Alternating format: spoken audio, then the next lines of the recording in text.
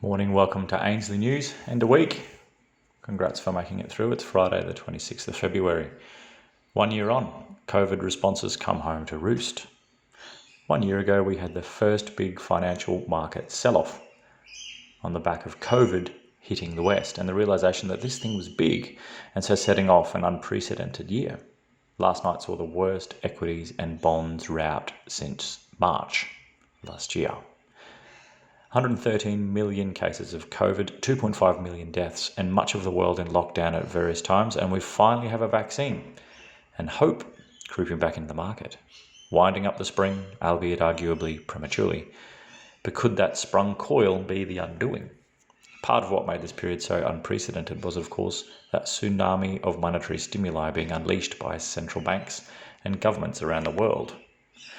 The world's two biggest Western economies alone, the US and the Eurozone, saw $6 trillion injected from those two central banks. So, where are we 1 year on? This next chart we're going to show you shows the total returns across a group of major financial assets over the year. You will note that silver was the second best performer of the lot. Gold, given its gradual decline since August, has moved from top performer to middle of the pack. Absent, of course, is Bitcoin, but mainly because a 396% gain doesn't fit on the chart. Here's that chart here. It's important to note the black diamonds representing the minimums for each. You will see that the gold has had one of the best in the group, typical of a relatively stable safe haven asset. Most of silver gains have come on the back half of the year, as well it was given late to the party. And here, 1 year later, we find ourselves at an incredibly important juncture in markets. Last night saw a bloodbath in both shares and bonds. Indeed, it was topically the worst day for long traders in both since March 2020, when things got particularly nasty on the COVID crash. Here's that chart here, stock and bonds daily return. Little chart here, just so you can see what happened yesterday in the US market. Over there on the right. Part of what spooked markets last night was the worst 7-year US Treasury auction in 7 years, seeing prices plummet and yields spike to over 1.6% before someone stepped in, notably the Fed.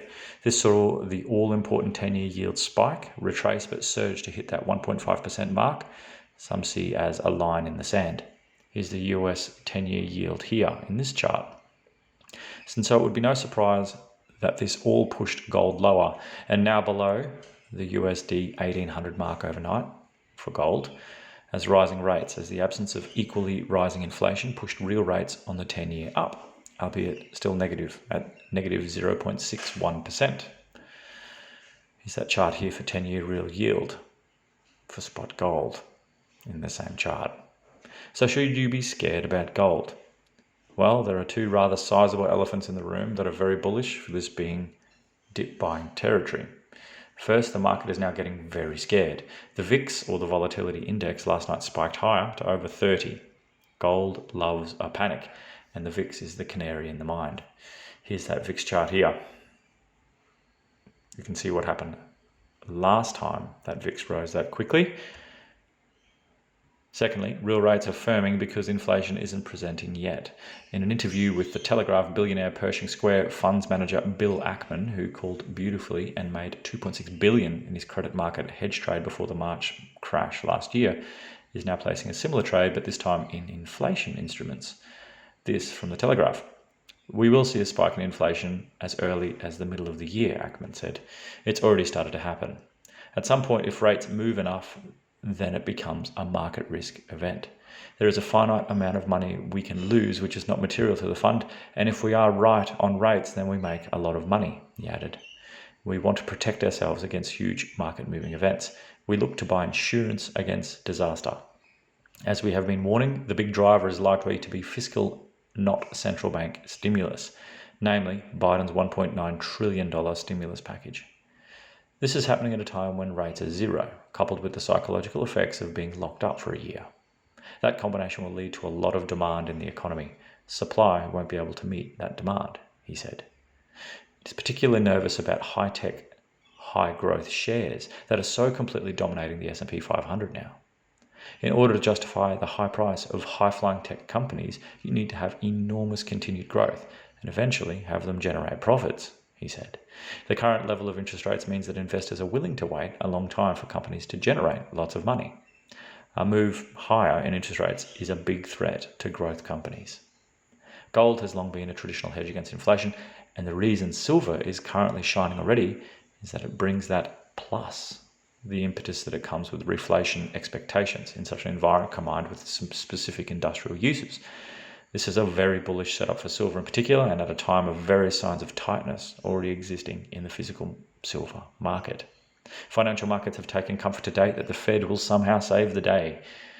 They are very clearly starting to have doubts.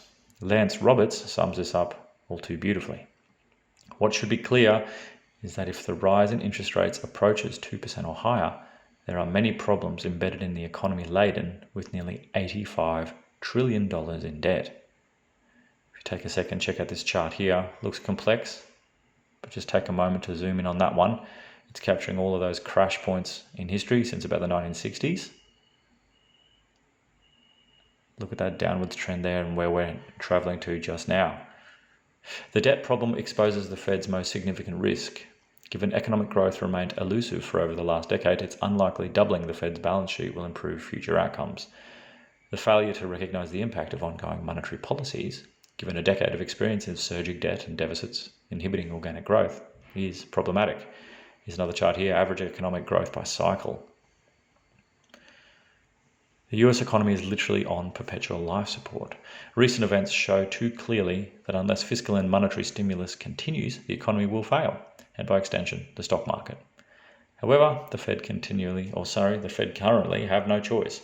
Such is the consequence and problem of getting caught in a liquidity trap. What the average person fails to understand is that the next financial crisis will not just be a stock market crash, a housing bust, or a collapse in bond prices. It could be a simultaneous implosion of all three. Whatever causes that change in sentiment is unknown to me or to anyone else. I'm not saying with certainty it will happen, as I hope sanity prevails and actions are taken to mitigate the consequences. Unfortunately, history suggests such is unlikely to be the case. Wow. Big news today, and of course big news overnight from the US share market. Hold on tight, everyone. But of course, it's the end of the week. Enjoy your weekend, everybody. Remember ainsleyBullion.com.au for all things physical, Ainsley Wealth for some crypto, and goldsilverstandard.com for our own cryptocurrency built and backed by real gold and silver. We'll catch you Monday.